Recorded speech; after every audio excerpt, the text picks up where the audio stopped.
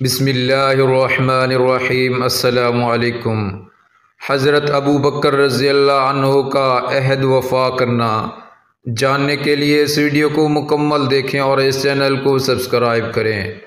ایک مرتبہ نبی علیہ السلام نے ایک صحابی حضرت جابر رضی اللہ عنہ سے کہا، اے جابر، اگر بحرین سے ہماری زندگی میں مال آ گیا تو تمہیں اتنا اور اتنا مال دوں گا۔ آپ صلی اللہ علیہ وسلم نے دونوں ہاتھوں کو ملا کر 10 انگلیوں سے ایک مرتبہ، پھر اکیلے ہاتھ کی انگلیوں سے اشارہ کر کے بتایا، اللہ کی شان، نبی علیہ السلام کی زندگی میں تو نہ آیا، جناب صدیق اکبر رضی اللہ عنہ کی زندگی میں وہاں سے مال آیا۔ تو صدیق اکبر رضی اللہ عنہ نے اعلان فرمایا کہ اگر نبی علیہ السلام نے کسی سے کوئی وعدہ کیا ہو تو وہ آ کر مجھ سے لے لے، اور اگر کوئی قرض ہو تو آ کر مجھ سے لے لے۔ حضرت جابر رضی اللہ عنہ فرماتے ہیں کہ میں گیا اور صدیق اکبر رضی اللہ عنہ کو جا کر بتایا کہ نبی علیہ السلام نے مجھ سے اتنا وعدہ کیا تھا، تو انہوں نے مجھے 3 مرتبہ ہاتھ پھیلا کر دیا۔ میں نے بعد میں گنا تو وہ 1500 تھے۔ کسی کے قول کو پورا کرنا بھی سنت ہے، اور یہاں وعدہ وفا کرنے میں کتنا زبردست اہتمام ہے۔ ہمارا حال تو یہ ہے کہ اپنا وعدہ کیا ہو پورا نہیں کر پاتے۔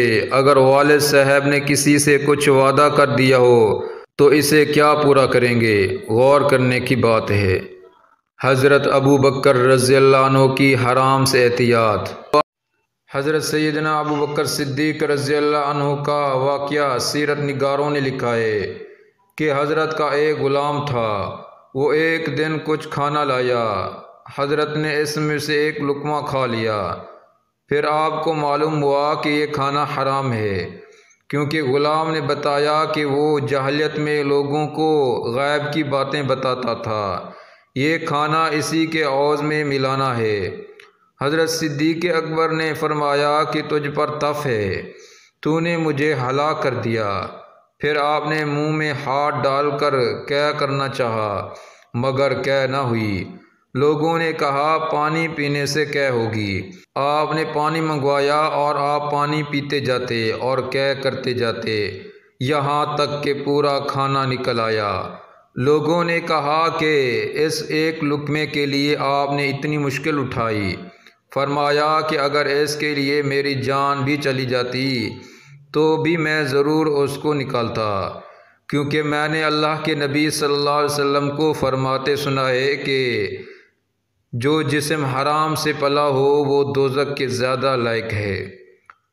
حضرت ابو بکر صدیق رضی اللہ عنہ کے حالات۔ اس کے بعد چند صحابہ کرام رضی اللہ عنہم کے بھی واقعات سنیے۔ سیدنا صدیق اکبر رضی اللہ عنہ بھی تاجر تھے۔ نبی صلی اللہ علیہ وسلم ان سے عمر میں تقریباً 30 سال بڑے تھے۔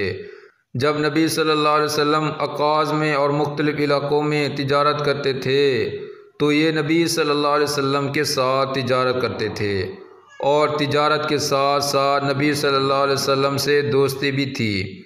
جیسے ہی نبی صلی اللہ علیہ وسلم نے دعوت حق دی تو بغیر کسی دلائل اور اعتراض کے فوراً نبی صلی اللہ علیہ وسلم پر ایمان لے آئے۔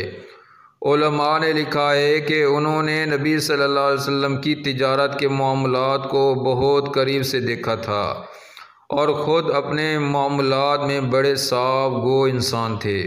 صدیق اکبر رضی اللہ عنہ کا قے کرنا۔ حضرت شیخ الحدیث مولانا زکریا صاحب نور اللہ مرکدہ نے حضرت صدیق اکبر رضی اللہ عنہ کا واقعہ نقل کیا ہے کہ انہوں نے کچھ غلام رکھے ہوئے تھے۔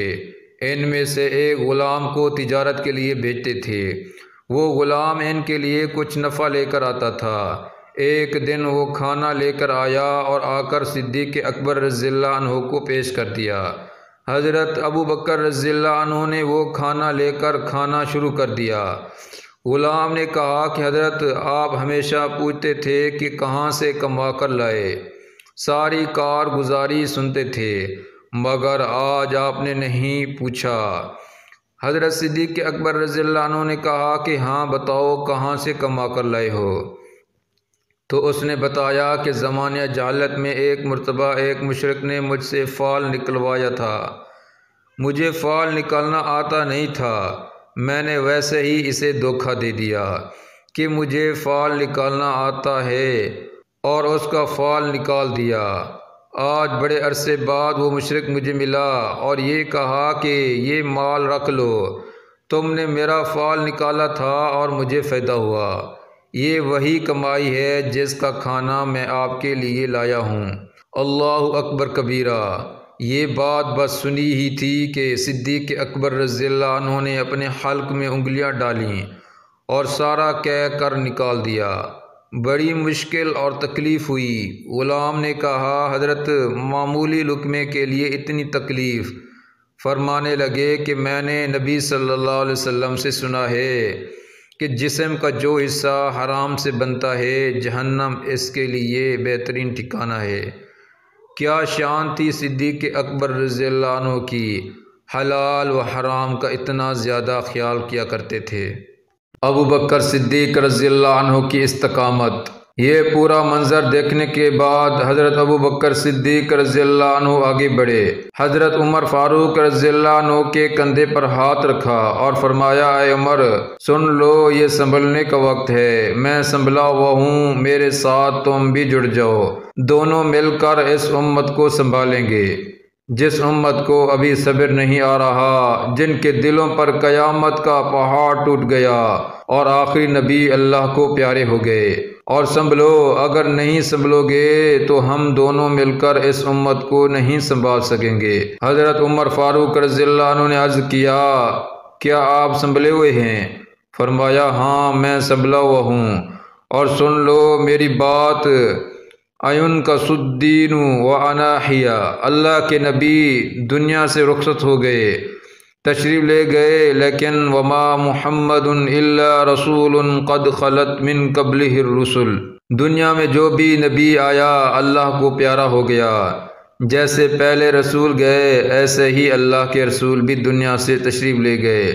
افإن مات او قتل انقلبتم علی اعقابکم، لیکن اللہ کا دین زندہ ہے، اللہ کے نبی جو دین لے کر آئے تھے وہ قیامت تک زندہ رہے گا، اور اس پر عمل کرنا ہی سچی محبت ہے۔ حضرت عمر رضی اللہ عنہ کا قابو میں آنا۔ جب یہ جملے حضرت ابو بکر صدیق رضی اللہ عنہ نے ادا کیے تو حضرت عمر فاروق کو کچھ ہوش آیا۔ فرمایا، لوگو، دل تو نہیں مانتا، لیکن اسلام کا اور اللہ کا بنایا ہوا عقیدہ ہے، جس کو آنا ہے اس کو جانا بھی ہے، اور لو مجھے یقین آ گیا، اور جب مجھے یقین آ گیا تو سب کو یقین آ جانا چاہیے۔